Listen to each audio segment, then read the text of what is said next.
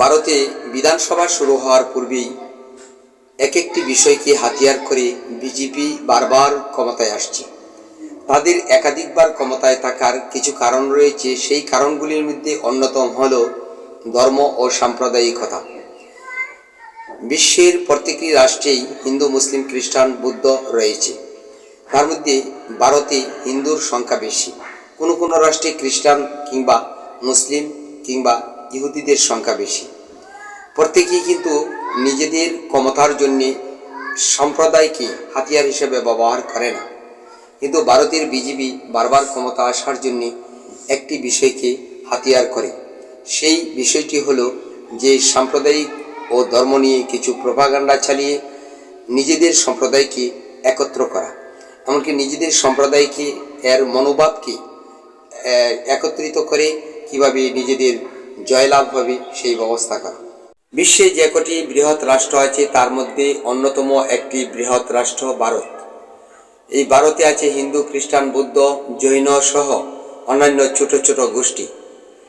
বিশ্বের যে কটি রাষ্ট্র আছে সব কটির মাঝেই কিন্তু হিন্দু, মুসলিম, খ্রিস্টান, বৌদ্ধ, ইহুদি ইত্যাদি মিলে রাষ্ট্র গঠিত। প্রত্যেক রাষ্ট্রই কিন্তু নিজেদের একটি সম্প্রদায় থাকে। যে সম্প্রদায়টি বৃহৎ থাকে সেই বৃহৎ সম্প্রদায়টিকে অনেকভাবে বিবেচনা করে থাকে অনেকেই।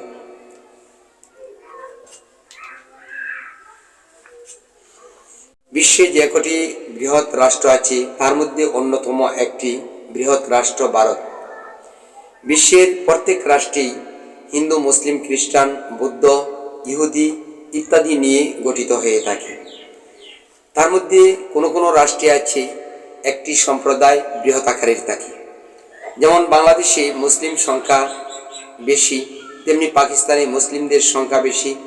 ইউরোপ, রাশিয়া, চীন ইত্যাদিতে বুদ্ধের সংখ্যা বেশি। আর একই রকমের হয়ে থাকে ভারতে হিন্দুদের সংখ্যা বেশি। এই হিন্দুদেরকে নিয়ে প্রতিবারেই কিন্তু একটা বড় ধরনের চক আঁকে নরেন্দ্র মোদী সরকার। বিজেপি সরকার যখন বিধানসভা আসে তখনই সম্প্রদায় এমনকি ধর্মকে হাতিয়ার করে নিজেদের জয় কিভাবে রক্ষা হবে সেই চেষ্টা করে থাকে। আগামী বিধানসভার পূর্বেই কিন্তু রীতিমতো এই ধরনের একটা চক আঁকছে, যেই চকের মাধ্যমে হিন্দুদের মনোপুত হয়ে হিন্দুদের মনোভাবকে একত্র করে আগামী বিধানসভায় কিভাবে সংখ্যাগরিষ্ঠতা লাভ করবে বিজেপি সেই চিন্তা ভাবনাই কিন্তু করছে।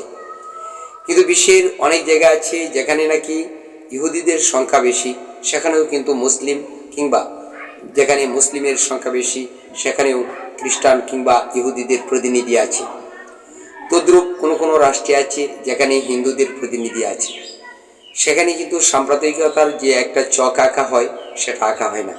কিন্তু ভারতে যে বারবার ছক আঁকে থাকে, যেমন ভারতে একসময় বাবরি মসজিদ নিয়ে কিংবা আরও এমন ধরনের কিছু বিষয় আছে সেগুলি নিয়ে বারবার একটা বিভক্ততার সৃষ্টি করে হিন্দুদের মন কিভাবে জয় করবে এই বিজেপি সরকার সেই চিন্তা চেতনায় সদা মেতে থাকে।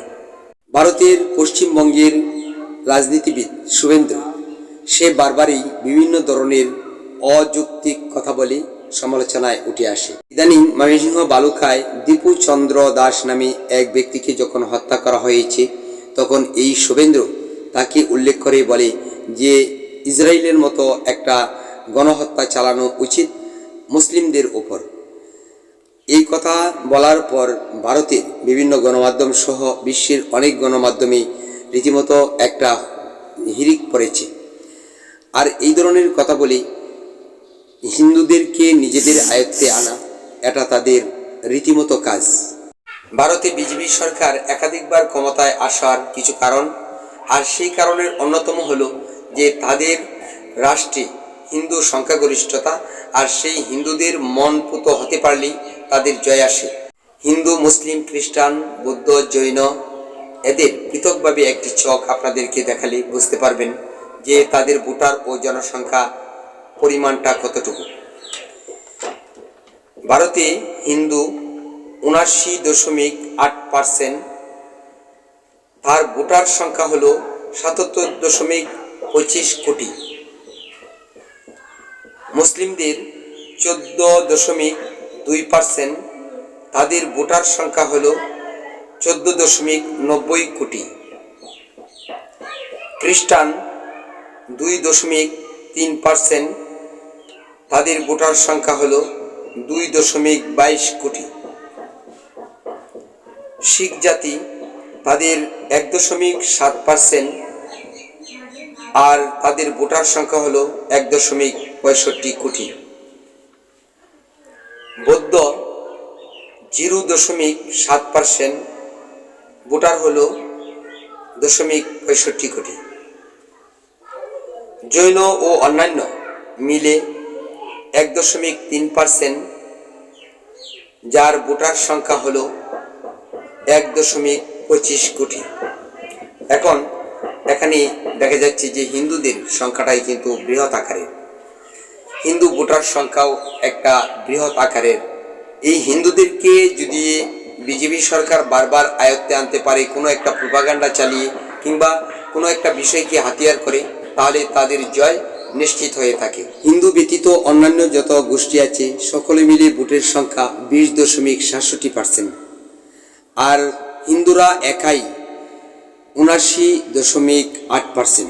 অনেক রাজনৈতিকবিদদের একটি প্রশ্ন যে ভারতে হিন্দুরা বেশি বলে, হিন্দুদের ভোটার বেশি বলে, বারবার কি হিন্দুরাই ক্ষমতা থাকবে কিংবা হিন্দুদের দিকেই প্রতিনিধি হয়ে থাকবে? আসলে বিষয় হলো যে বিজেপি একটি দল, আর তার যে প্রধান নরেন্দ্র মোদী, সে এখন আছে, কিন্তু সে যখন থাকবে না, এখানকার প্রতিনিধি মুসলিমও হতে পারে, প্রধান মুসলিমও হতে পারে। তখন মুসলিম যদি প্রধান হয়, তাহলে মুসলিমদের হয়ে শুধু কাজ করবে, হিন্দুদের হয়ে কাজ করবে না, এটা তো হয় না। ভারত একটি রাষ্ট্র যেখানে বহুবিধ গোষ্ঠী রয়েছে। একজন সরকার যদি আসে, তাহলে তার যে নিজের সম্প্রদায় বৃহৎ কিংবা ছোট সেটা দেখা উচিত নয়, সেটাকে দেখতে হবে মানুষ হিসেবে, যে আমরা সকলে মানুষ, একটি রাষ্ট্রে বাস করি, আমরা এই দেশের জাতীয়তাবাদ। সুতরাং এই দেশের জাতীয়তাবাদকে সুরক্ষা করা, তাদেরকে অধিকার দেওয়া, এটি হলো একটা সরকারের কাজ। একজন সরকার নিজেকে হিন্দু, খ্রিস্টান, বৌদ্ধ, মুসলিম মনে করতে পারে না। একজন সরকার তাকে নিজেকে একজন মানুষ বলে পরিচয় দিতে হবে, যে আমি একজন মানুষ, এমনকি আমি মানুষের প্রতিনিধি। যদি এই বিষয়টা আসে, তাহলে কিন্তু এখানে সাম্প্রদায়িকতা থাকে না, কিংবা সাম্প্রদায়িকতার নামে যে একটা প্রোপাগান্ডা চলে, সেটাও কিন্তু হবে না। কারণ সাম্প্রদায়িকতা এমনকি ধর্ম নিয়ে যে বাড়াবাড়ি করে, বারবার নিজের বৃহৎ সম্প্রদায়কে দৃষ্টি আকর্ষণ করা হচ্ছে, সেই দৃষ্টি আকর্ষণটা কিন্তু করা হচ্ছে যেহেতু এ রাষ্ট্রে সাম্প্রদায়িকতা এমনকি ধর্ম বিষয়টাকে বড় করে দেখা হচ্ছে। আর এই সাম্প্রদায়িকতা এমনকি ধর্ম, এই দুইটাকে যদি বড় করে না দেখে মানুষকে বড় করে দেখা হয়, নিজের দেশকে বড় করে দেখা হয়, নিজের দেশের স্বাধীনতা সার্বভৌমত্বকে বড় করে দেখা হয়, তাহলে এদেশের সেই দেশটির যে অখণ্ডতা সেটা যেমন টিকে থাকবে, তেমনি সেই দেশে যত জাতি গোষ্ঠী আছে সকলেই কিন্তু ভালো রূপে বসবাস করার সুযোগ পাবে। ভারতে ছোট ছোট যে গোষ্ঠীগুলি আছে, তারা কিন্তু এখন এই নরেন্দ্র মোদী সরকারের প্রতি মনোভাব খারাপ হয়ে আছে। এ কারণেই যে নরেন্দ্র মোদী সরকার বারবারই কিন্তু এই হিন্দুদেরকে শ্রেয় মনে করে হিন্দুদেরকে বেশি করে দিচ্ছে। এই ধরনের কিন্তু একটা আলোচনা আছে এই ভারতের ভিতরে। তো ভারতকে যদি সুরক্ষা করতে হয়, ভারতকে যদি ন্যায়ের পথে চালাতে হয়, তাহলে কে হিন্দু, কে মুসলিম, খ্রিস্টান, বৌদ্ধ ইত্যাদি দেখা চলবে না। বরং হিন্দুদেরকে হিন্দুদের কাজ করতে দেওয়া হবে, মুসলিমদেরকে মুসলিমদের কাজ করতে দেওয়া হবে। এরকম অন্যান্য গোষ্ঠী যারা আছে তাদেরকেও অন্যান্য সকল মানুষের মতো সুন্দর জীবন যাপন করার একটা সুযোগ করে দিতে হবে। তাহলেই সেই সরকারের প্রতি মানুষের যে একটা ভালো মনোভাব সেটা রূপান্তরিত হবে। আর যদি এরকম ধরনের সাম্প্রদায়িকতা এমনকি ধর্ম নিয়ে বাড়াবাড়ি ইত্যাদি করা হয়, কাউকে ছোটো করে দেখা হয়, কাউকে বড় করে দেখা হয়, তাহলে এই ভারতের মাঝে আগামী দিনে এই সাম্প্রদায়িকতার একটা বিভক্ততা এমন আকারে চরম আকারে পৌঁছবে, যেটা অদ্য আমরা দেখতে পাচ্ছি। যেমন ওই শিখ জাতির একজন খ্রিস্টানের একজন প্রতিনিধি পান্ন, সে কিন্তু অদ্য চাচ্ছে যে ভারতকে দ্বিখণ্ডিত করার জন্য।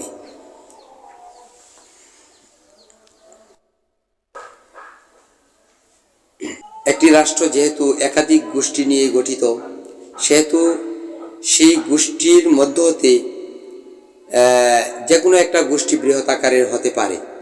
আর সেই বৃহৎ আকারের গোষ্ঠীর কোনো প্রতিনিধি যদি হয়ে থাকে, সেই প্রতিনিধি যদি মনে করে যে আমি অমুক গোষ্ঠীর, তাহলে চলবে না।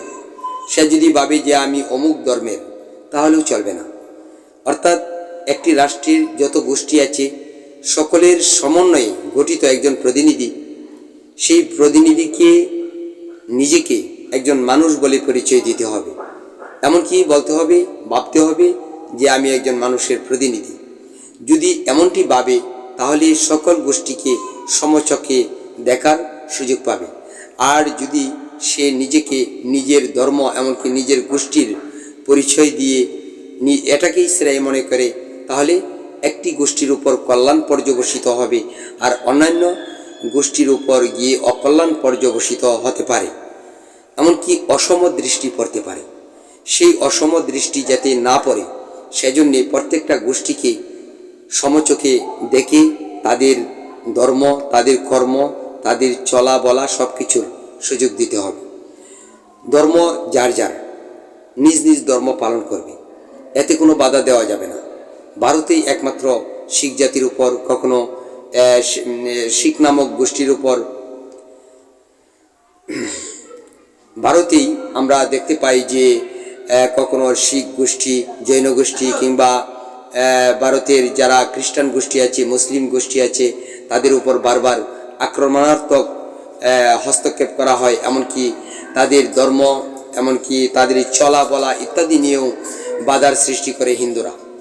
তো ওই হিন্দুরা যে কাজটি বারবার করছে, সরকার যদি তাদেরকে শ্রেয় মনে করে, এমনকি তাদেরকে সুযোগ করে দেয়, তাহলে সেই দেশে একটা বিড়ম্বনা দেখা দেবে। ছোট গোষ্ঠী হলেও তারা কিন্তু সেই দেশের নাগরিক, এমনকি সেই দেশের জন্মগত নাগরিক। তারা কিন্তু এটা কখনো মানবে না। ছোটরা যে বড়কে সবসময় মানবে এটা নয়। বৃহৎকে কখনো মানতে পারে, ভয় পেতে পারে, আবার কখনো ভয় না পেয়ে তারা এরকম আছে বীর বেশে গিয়ে তার প্রতিবাদ করতে পারে, তখনও কিন্তু রক্তপাত হবে। তো ভারতে কিন্তু এটিই করছে। যেমন ওই শুভেন্দু বলেছে যে মুসলিমদের উপর ইসরায়েল যেভাবে আক্রমণ করেছে, গণহত্যা চালিয়েছে, তদ্রূপ একটি গণহত্যা চালানোর জন্য। আর এরূপভাবে যদি ভারত কোনো গণহত্যা চালায়, তাহলে অন্যান্য যারা গোষ্ঠী আছে তারা বসে থাকবে না, তারাও একসময় মিলেমিশে তাকে প্রতিহত করতে চাইবে, আর এভাবে একটা যুদ্ধ বাঁধবে। সেটা কি বাংলাদেশের জন্য কিংবা পাকিস্তান, চীনের জন্য ক্ষতি হবে? ভারতের জন্যই ক্ষতি হবে।